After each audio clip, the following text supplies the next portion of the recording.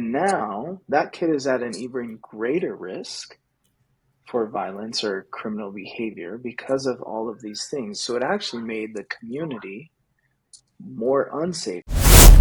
And then it's Dr. Martin Luther King's phrase of the road to change is an arc that bends slowly.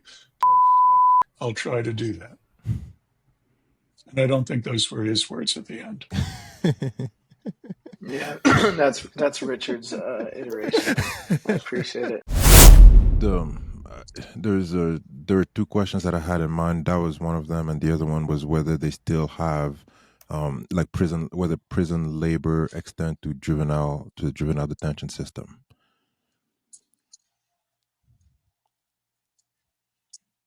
It's not under that guise, but I've been to Virginia and they have kids there doing quilting. There were two facilities, Bonaire and Beaumont. Mm-hmm. And one had a really extensive quilting program where they were teaching young men to quilt, and they would make these big elaborate quilts for mostly fraternities and sororities around the state. And they were getting paid for them. I don't know how much they were getting paid, but I haven't seen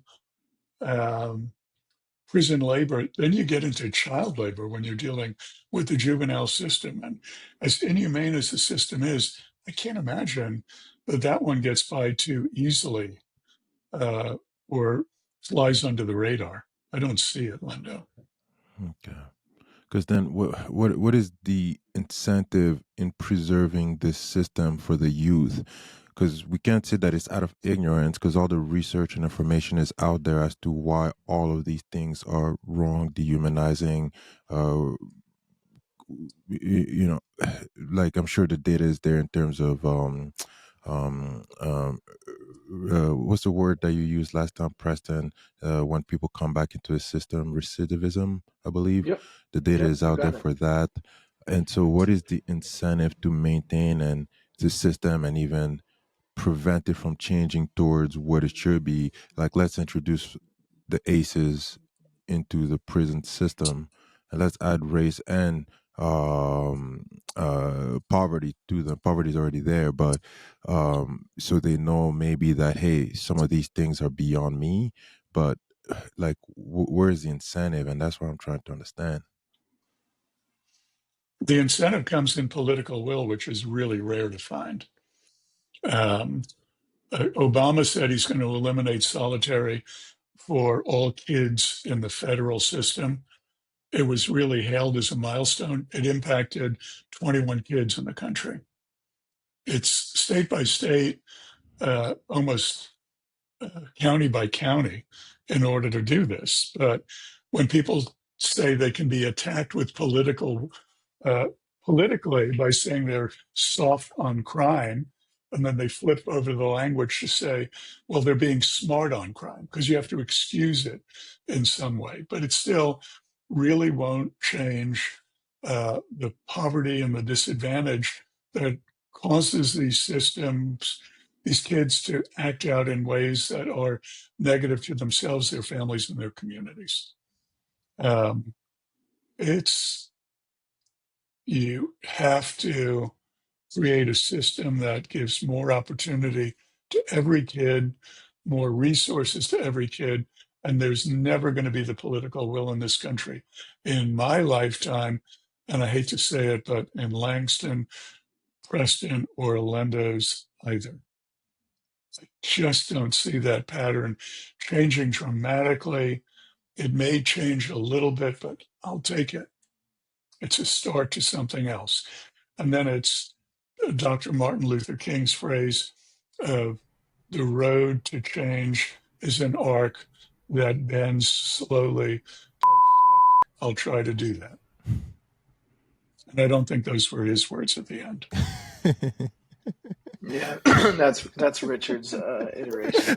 I appreciate it. The hard thing, I think, is it is politically motivated, which then for me comes down to, I mean, the stuff we're talking about gets really complex really quick. And it also becomes philosophical of like, what is safety? And then how do we especially in this idea of preventing violence. So I'll even speak just locally. Like, we see the pendulum swing when folks think that they've tried more restorative approaches and then they think it didn't work. So then they swing the pendulum back to more punitive.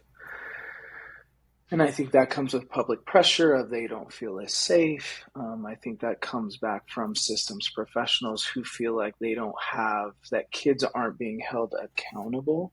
So I think so much of it is like reframing for folks, like, what is accountability? What is safety? What do you ultimately want? Because I give stories, and I think that's why Richard's work is so valuable, is that we have to couple our quantitative data, because like Richard said, it's really, really important, alongside though like intimate stories.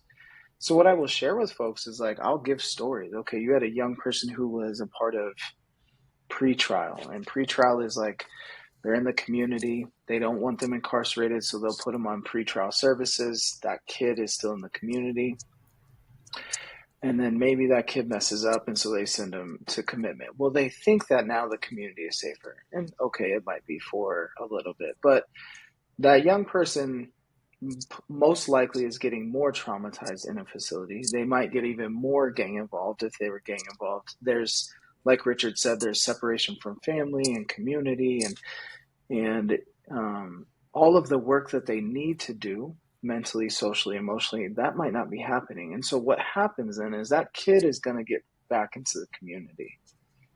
And now that kid is at an even greater risk for violence or criminal behavior because of all of these things. So it actually made the community more unsafe. It just, kept the community safer for maybe a little bit period of time.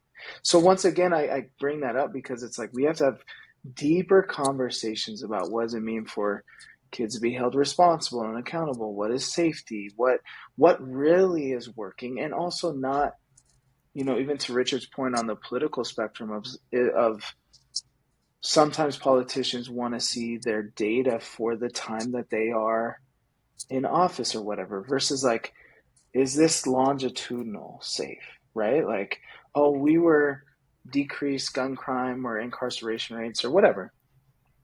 But is that for 10 years, 15 years, or is that just for this year and then we see this spike again?